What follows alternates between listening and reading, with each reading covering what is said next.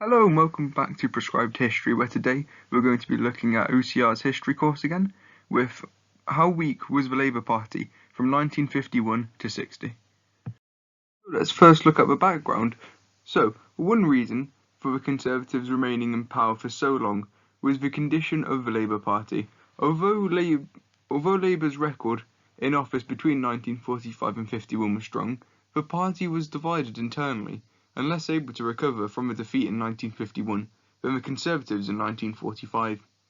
The lack of unity continued for much of the period, the split being between the supporters of Gateskill, known as revisionists, as they wanted to modernise the party, and the supporters of Aneurin Bevan, known as the fundamentalists, because they wanted to maintain the traditional principles of the party, with the result that the party did not look like one government, rather it was more split.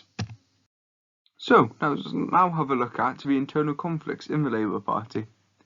One explanation that has been offered for Conservative dominance in this period was the divisions within the Labour Party.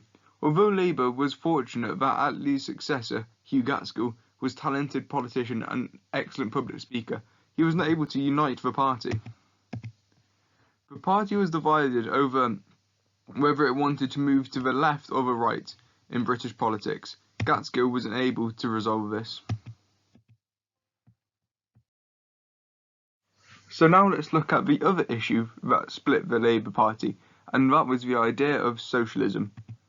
So the key issue that had divided the party was the future of socialism. Those on the left of the party, the Bevanites, believed that the welfare measures introduced between 1945 and 1951, like the NHS, were just the first steps along the road to a truly socialist Britain. They argued there should be far more state control of the economy and society, and disagreed with the moderate direction pursued by both Clement Attlee, the Labour leader from 1935 to 1955, and his successor Gaitskell. In 1952, Bevan published In Place of Fear, which argued that it is essential that we should keep clear before us that one of the central principles of socialism is the substitution of public for private ownership. There is no way around this. Now we're going to take another look at nuclear policy. But some of you will remember we did a video on this a while ago, which will be in the top right corner of your screen now. Anyway, there were also divisions over Labour's nuclear policy. The left of the party wanted unilateral nuclear disarmament, so that more money was able for social reforms, while others on the left argued that Britain should disarm so that the Soviet Union would not fall too far behind in the arms race with the West. The right of the party were opposed to unilateral disarmament and wanted Britain to maintain its independent nuclear deterrent. However, on this issue, Bevan was less radical and rejected unilateralism in the party conference of 1957.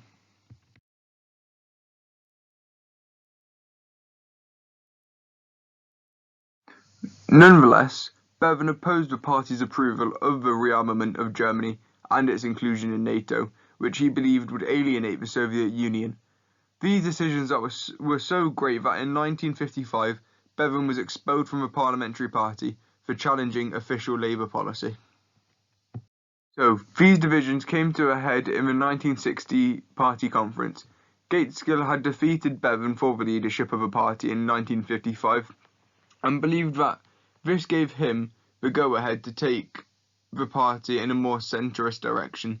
Defeated for a third successive election in 1959, Gaitskell argued that the left had weakened the party with their unilateralist views, which he argued were unpopular within the country.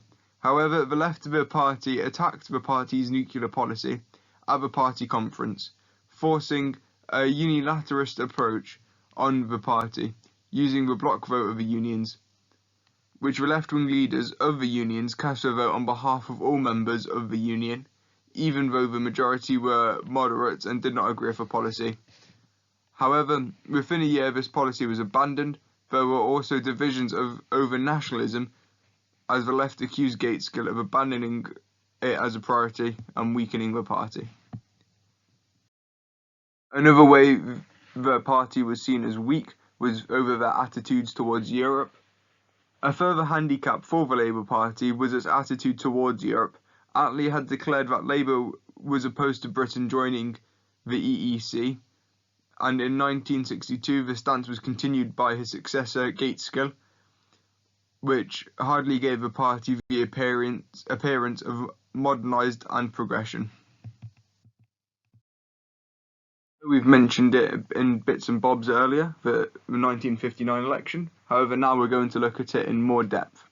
So, during the 1955 election campaign, Attlee appeared to be both ill and tired in contrast to Eden, the new Conservative leader. Following Labour's defeat, Attlee was succeeded by Hugh Gateskill, a gifted politician. However, his death in 1963 at the age of only 75 meant that he never became the Prime Minister. Gateskill was on the right of the party, but he believed that his victory in the 1955 leadership election contest had given him the authority to lead the party away from policies such as unilateralism, which were not popular by the public.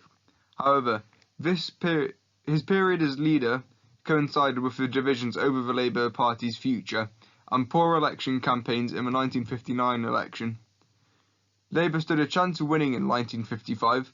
The election was only 3 years after the Suez Crisis, and the government's budgetary policies appeared unsound. However, the result of a disaster came from a party when the Conservatives would not only increase their majority to 100%, but also came close to winning 50% of the popular vote.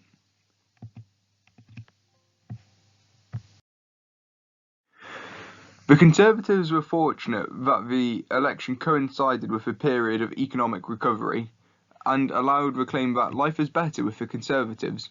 However, Labour also made mistakes. They promised that an increase in state pensions without a rise in taxes, and when questioned about how it would be funded, they had few answers and were simply not believed in. In contrast, the Conservative government had reduced income tax before the election, and with their record of improving living standards, had appeared to offer security and prosperity. Added to the other problems faced by the Labour Party, it was not surprising that their performance was so poor, but it only added to the internal arguments that reached their climax in the 1960 Parliament Party Conference. The death of Gateskill in 1963 resulted in Harold Wilson being elected as leader of the Labour Party. He presented a youthful and working class image, which was direct contrast to Douglas Hume. He was able to dominate the direction of the 1964 election campaign and stress the need for modernisation within the economy. With his emphasis on the white heart of technology, Labour therefore entered the election expecting to win. Now, thank you for watching. I hope you found this useful and you can use it in your exams, and we'll see you next time on Prescribed History.